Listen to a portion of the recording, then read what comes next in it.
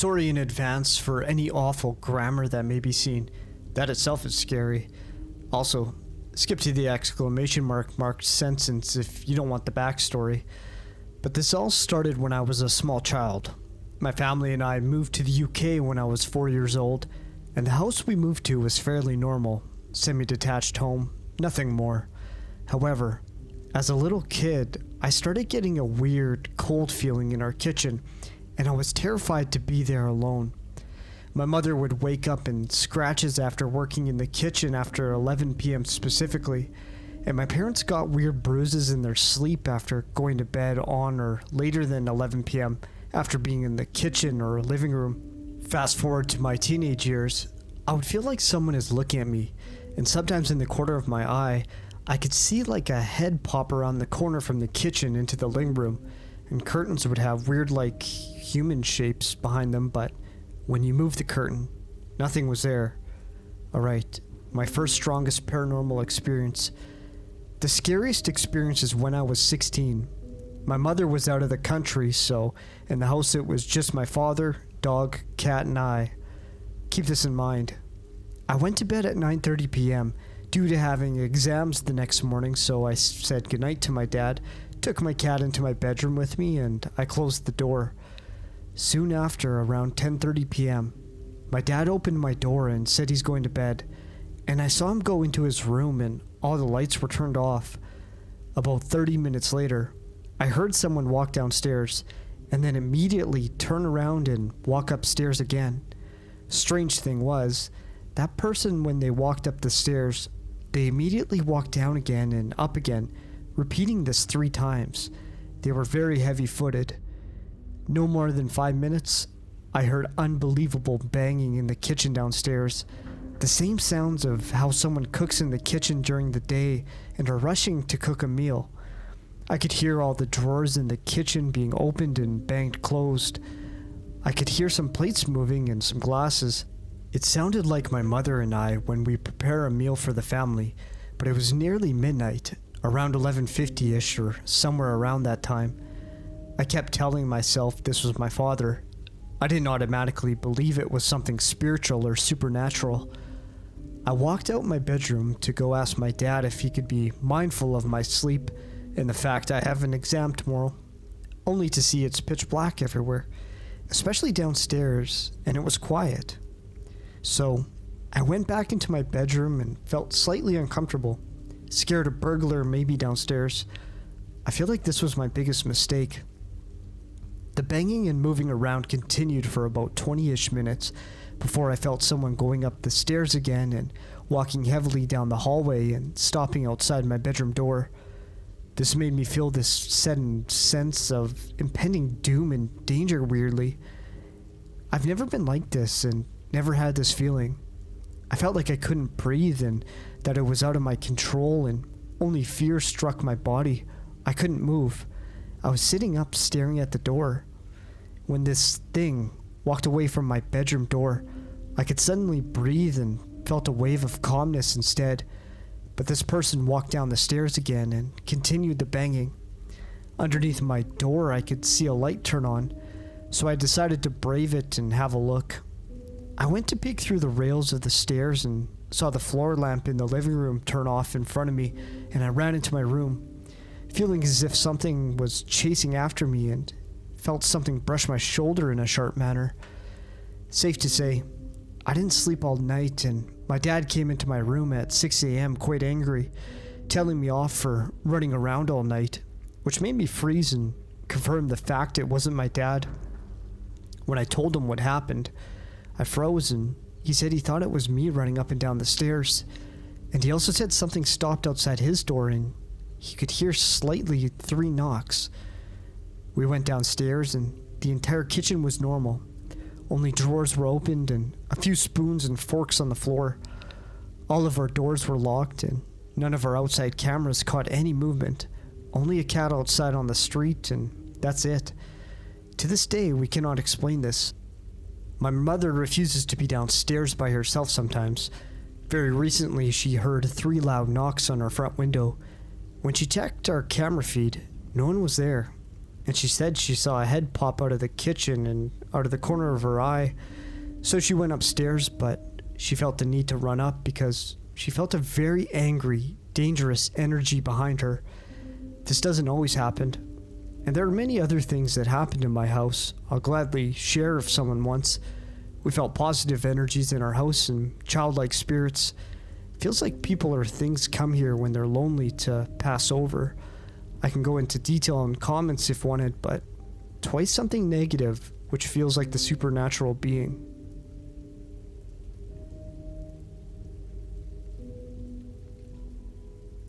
Back in 1998 or 99, I was around 5 or 6 years old and living in a crime and drug-ridden part of the downtown area.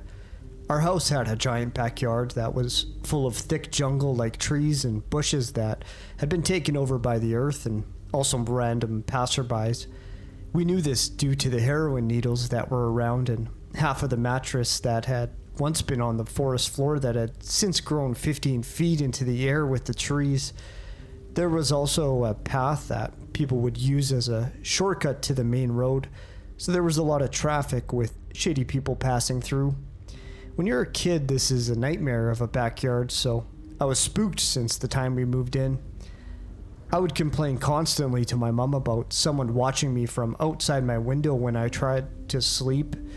Once or twice there had been times of him watching me, and he had shined a flashlight in my room, and I saw a flash of his face which I can still picture.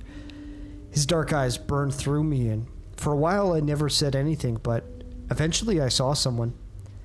My mom always said it was just a nightmare and brushed it off for a week or two while ignoring my relentless complaints. Eventually, after having a fight with me to go to sleep one night, my mom had dragged me outside the next morning to prove me wrong. We went outside to my window and, to her surprise, the grass had been stomped on only outside of my window to the point that the grass was almost all dead and only mud remained. There was also tons of scratch marks from a tool of some kind outside the window as if someone was trying to break in. I was in the basement with one of those small windows that don't open, so breaking in through there is super unlikely, but it still shook my family. My mom was horrified and had started making plans to move, but we were so broke growing up that leaving right away was not an option. Around the same time, me and my best friend, who was also my next door neighbor, had become inseparable. We hung out almost constantly and had no sense of danger and would do dumb stuff like go to other neighbors' houses and ask for candy. Our favorite was this elderly lady who always had hostess cake for us, and we would actually go inside her house to hang out there. She was unbelievably nice and took care of us in a way. Our parents had no idea we did this, but it was our little secret. One day we were playing around the neighborhood and my mom yelled for me to come home so we could go pick up dinner just around the corner. We were only gone for 15 minutes at most, and when we came back to the house we were in complete shock. The street was closed off with crime scene tape. There were 2 or 3 news station vans, a dozen police cars, and either a life flight helicopter getting ready to touch down or a news helicopter. While we were gone getting food, a man who was not from my neighborhood but had been staying with his mom for the last few weeks had walked past my best friend's yard and saw her on the phone. She was talking to a friend and making faces or whatever young kids do, and this man thought she was making fun of him and talking about him on the phone. This man got so upset at the thought of someone making fun of him that he walked back to his mom's house and came back with a butcher knife and was planning on killing the girl for mistreating him. Because of where she was sitting on the porch, she could see him coming back with the knife and ran inside the home and locked herself in the bathroom and called the police with the phone that she luckily already had in her hand. Unfortunately, my friend's mom was in the kitchen and was not as lucky. The man took his anger out on her mother and stabbed her so many times that I can't even remember the number, but I think it was in the 20s. Edit. I pulled the Salt Lake Tribune article from 1998 titled "Man Booked in Stabbing," and it was 7 times, not 20. Somehow, after the amount of times her mother was stabbed, she survived and made a full recovery after many surgeries. After his arrest, the The story was all over the news, and I remember watching it with my mom pretty religiously to make sure my friend's mom was alright. They posted his mugshot, and I remember the most intense moments of fear flowing through me. The man who stabbed this woman was also the man who would watch me outside my window. I later found out that we had met this man weeks earlier at the elderly lady's house we frequented for candy. It was her son, and he had initially met us at her house and had been keeping an eye on us ever since. He had only gotten out of prison a month or so earlier and was staying with her since his release. I never took note of him when we first met, but maybe if I did, I would have known right away who might be my Night Stalker and could have prevented all that happened after. We never did end up moving. My mom figured that danger was gone, so we stayed another year. To this day, I never sleep with the blinds open. To the creep who would watch me and tried to murder my friend or her mother, I hope we never meet and you're rotting in jail somewhere.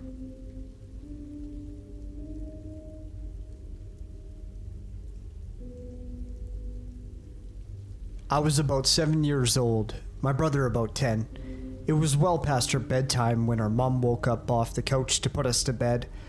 Our dad worked construction out of town back then, so it was often just us three at the house for weeks at a time. Up the stairs and to the immediate right was our parents' bedroom. Going left put you in the middle of the hallway. Taking another left down the hallway led to my brother's room. The opposite end was my room, which was also across the hall from our upstairs bathroom. At either end of the hallway are window doors we always kept locked and rarely used. The door on my end led to a balcony overlooking our front yard, and the door on my brother's end opened to our back porch. The house kinda leans into a small hill. My brother and mom both had a habit of waking up in the middle of the night to use the bathroom. I only knew this because I was always a light sleeper, and they just couldn't help flushing with the door wide open. This night, however, my brother stopped on his way to his room and came back towards the bathroom. I'm gonna try to pee before I go to bed. The past few nights I've been too afraid to walk to the bathroom. I keep seeing a man wearing stripes at the end of the hallway. I don't know if my mom wrote it off as my brother telling ghost stories to try to scare me, or if she was already half asleep and didn't catch it, but she didn't react at all to my brother's confession. I, on the other hand, was terrified by it. The fear of seeing a ghost like that at the end of the hallway or through the windows is the reason I started running from the stairs to my bedroom at night. Years later, when I was about 18, my mom and I were having a conversation in her car about a dog we had for a very short time when I was little. We were sharing stories about Max's tendency towards destroying my shoes and other unruly behaviors when my mom blurted out, "Do you remember that time I opened the front door for the cops and Max ran inside to the kitchen and started tearing open the big bag of dog food we had?" This really caught me by surprise because in all the years I lived in that house, we never once called the cops. Got an owner family in a quiet, rural, white suburban neighborhood, etc. I asked her what she was talking about, and she looked equally surprised as if she had just revealed something by accident. "Oh, that's right. I never told you because you were too young at the time. One night, I woke up hearing noises outside my window, and when I looked, I saw a man staring into my bedroom." She went on to describe how turning on the lights caused him to take off running and how she grabbed my dad's pistol before calling the cops. I can't remember all the details I gave them when they showed up. Tall white male, wearing a striped shirt and jeans, short dark hair, something like that. They said it matched the description of a man they were looking for in the area. Turns out he had escaped from jail on a murder charge. Now, I know it sounds so obvious hearing those two stories back to back, but it wasn't until a few years ago, in my mid-20s, that I pieced together that my brother had unknowingly warned us about a murderer who spent multiple nights casing our home.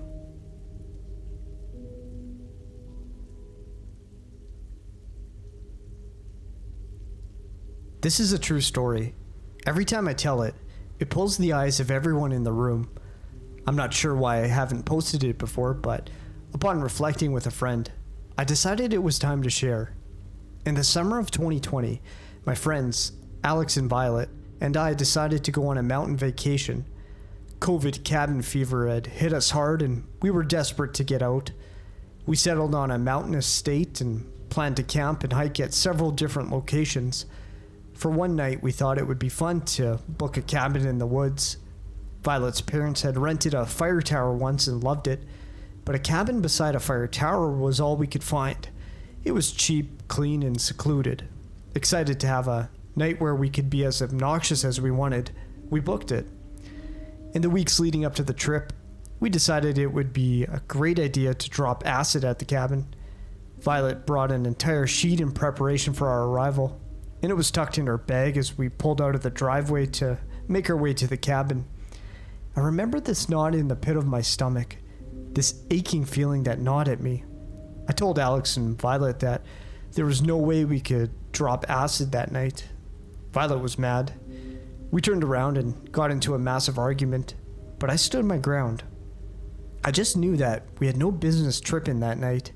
Finally, the fireworks settled and we were off.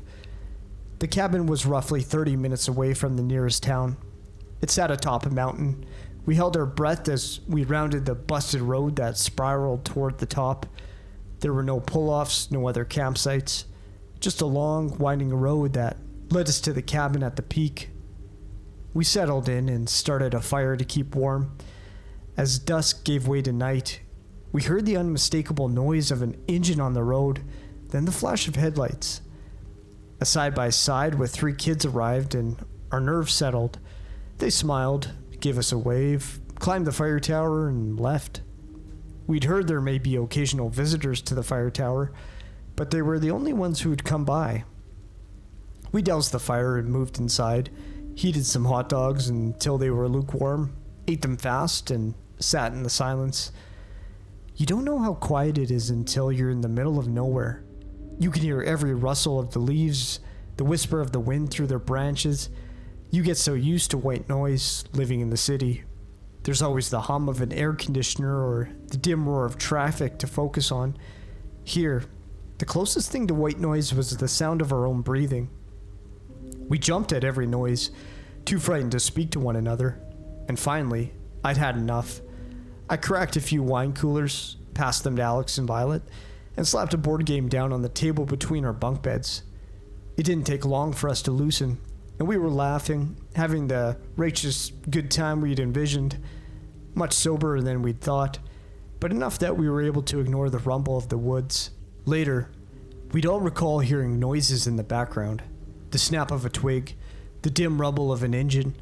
None of us wanted to rupture the air of nonchalance between us, so we ignored it, until a human hand reached up to the window between us and slapped it 3 times. We were screaming in an instant. Alex called 911, put them on speakerphone, and handed his cell to me. He grabbed pokers from the fireplace and passed them out. Violet started calling family members and saying her last goodbyes. I held my breath and listened for any more noise.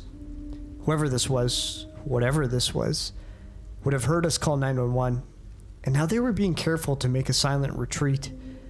Dispatch arrived 20 minutes later, a lucky thing for a 1 a.m. emergency call, and had their dogs comb the mountain. Nothing.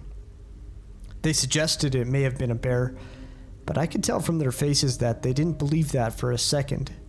We'd barely cooked those hot dogs, and why would a bear smack the window by a couple of screaming kids rather than the one closest to the pan we'd used to cook? Why would a bear knock on the window like a human? Why, when we screamed, did the bear make a stealthy retreat? They had no answers, but they had one anecdote. As they sped to us, they'd come across a car at the base of the mountain, but that was the only sign of life they'd seen. I remember my blood ran cold, but Violet and Alex were too frazzled to absorb the weight of what they'd said, and dizzied by a new horror. Violet's car, thoroughly dusted by our drive up the mountain, was covered in handprints. Handprints that didn't match ours, that touched places we hadn't. We grabbed our stuff by the armful and threw it inside, eager to remove every part of ourselves from this mountain. We followed the police, grateful every pothole found us further and further from the wretched cabin. We made it down in record time and found lodging at a city hotel that reeked of cat urine. I couldn't sleep. The thought of that car on the road hung in my head. Remember, there was nothing else on that mountain. It was a narrow road to the top. No pull-offs, no other campsites. There was the fire tower. Maybe a visitor decided to spook us during their late-night excursion. But the kids from earlier, we'd seen their headlights. Whoever did this had stopped their vehicle further down the road and hiked the rest of the way. They didn't want to be spotted. They wanted silence, secrecy.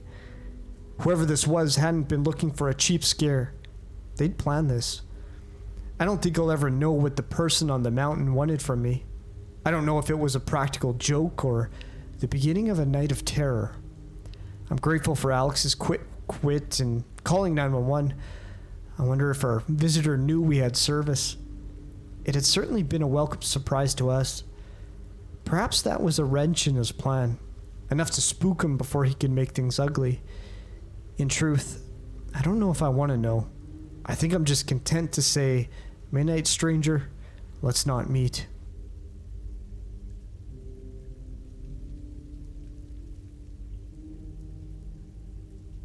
It was in the summer of 2009. I was fresh out of a marriage that I jumped into too quickly, and here I was looking to find myself again. So, I called my two oldest siblings that live in New York City and told them I was coming for a visit. Needless to say, they were elated. I only had to pay for my bus ticket there. It was rather cheap and I had a good job at the time, so I was able to purchase on a whim.